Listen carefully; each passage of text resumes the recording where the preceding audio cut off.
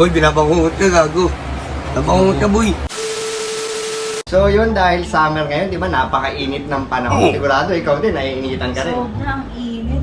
Sobrang init talaga, no? Grabe. Tsaka, Palamig.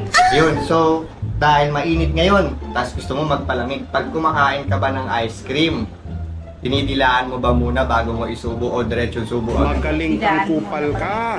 Dinidilaan mo muna, unti-unti mo siyang kinakain, ganun. So, game, pwede mo na bang dilaan? Sure. Dilaan mo na, tsaka isubo mo na yung ice cream ko. Wait lang.